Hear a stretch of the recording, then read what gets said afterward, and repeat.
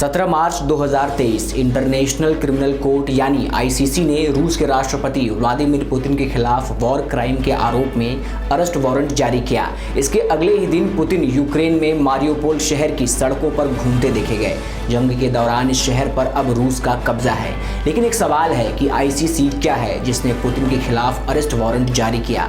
नमस्कार, मेरा नाम है उत्कर्ष मिश्रा और आप देख रहे हैं ब्रजांचल न्यूज, जहां आज हम बात करेंगे कि आईसीसी क्या है और ये कितनी ताकतवर संस्था है जिसने पुतिन के खिलाफ अरेस्ट वारंट जारी किया। इसके क्या मायने हैं, पुतिन को कौन गिरफ्तार कर सकता है और क्या भारत आने पर भी पुतिन को गिरफ्तार किया जा सकता है या नहीं।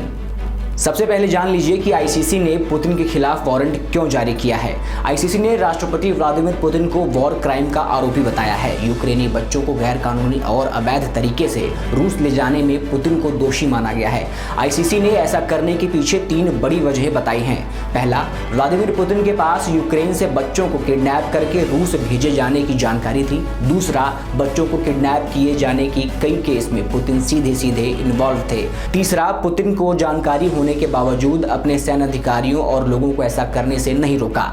इन आरोपों में इंटरनेशनल कोर्ट ने पुतिन के अलावा रूस के children right commissioner Maria Lvova Belova के खिलाफ भी वारंट जारी किया है। आपको बता दें, पुतिन के खिलाफ इस केस की जांच पाकिस्तानी मूल के ब्रिटिश नागरिक और आईसीसी के प्रोसिक्यूटर करीम अहमद खान कर रहे हैं। अब जान लीजिए कि आईसीसी क्या है और ये कितनी ताकतवर संस्था है। 1 जुलाई 2002 को इंटरनेशनल क्रिमिनल कोर्ट यानी आईसीसी की शुरुआत हुई थी। ये संस्था दुनिया भर में होने वाले वॉर क्राइम, नरसंहार और मानवता के खिलाफ अपराधों की जांच करती है।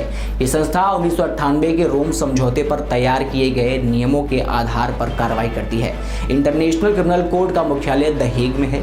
ब्रिटेन, कनाडा, जापान जैसे 123 देश रोम समझौते के तहत इंटरनेशनल क्रिमिनल कोर्ट के सदस्य हैं। इस कोर्ट की ताकत का अंदाजा इससे लगाया जा सकता है कि इसकी वजह से युगोस्लाविया के प्रेसिडेंट स्लोबोदान मिलोसेविच को जेल जाना पड़ा था। कार्रवाई का सामना करते हुए मिलोसेविच की जेल में ही मौत हो गई थी। हालांकि ये अलग बात है कि परमाणु संपन्न देश रूस की तुलना युगोस्लाविया से नहीं की जा सकती। इंटरनेशनल क्रिमिनल कोर्ट आरोपियों की गिरफ्तारी के लिए सभी सदस्य देशों को वारंट भेजता है। आईसीसी का ये वारंट सदस्य देशों के लिए सलाह की तरह होता है, लेकिन वो इसे मानने के लिए बाध्य नहीं होते। अब अगला सवाल है कि क्या आईसीसी के वारंट जारी होने के बाद पुतिन गिरफ्तार होंगे या नहीं। व्लादिमीर पुतिन रूस जैसे ताकतवर देश के राष्ट्रपति हैं और दुनिया के टॉप पावरफुल नेताओं में से एक हैं। ऐसे में रूस में रहते हुए उनकी गिरफ्तारी नहीं हो सकती, ये लगभग तय है। वहीं पुतिन अगर रूस के बाहर किसी दूसरे देश में जाते हैं तो उन्हें हिरासत में लिया जा सकता है। हालांकि पुतिन के विदेशी दौरे पर कई तरह के अंतर्राष्ट्रीय प्रतिबंध हैं। इस वजह से ये संभावना कम ही है कि वो रूस के बाहर किसी दूसरे देश के दौरे पर जाएंगे।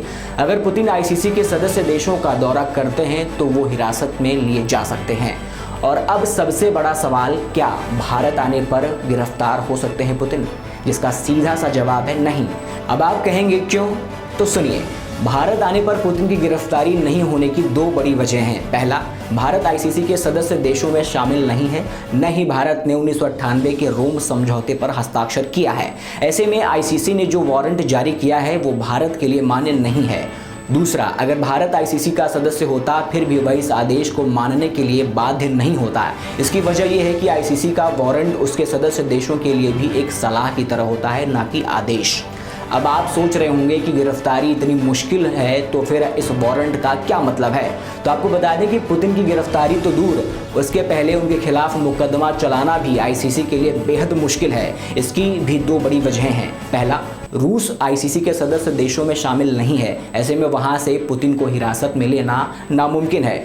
दूसरा, पुतिन को हिरासत में लिए बिना इंटरनेशनल क्रिमिनल कोर्ट में उनके खिलाफ केस नहीं चलाया जा सकता, क्योंकि इंटरनेशनल क्रिमिनल कोर्ट के नियम के मुताबिक बिना हिरासत में लिए आरोपी की अनुपस्थिति में मुकदमे का ट्रायल शुरू नहीं हो सकता। ये वीडियो आपको कैसी लगी हमें कमेंट करके बताएं। वीडियो को लाइक, शेयर और चैनल को सब्सक्राइब करना ना भूलें।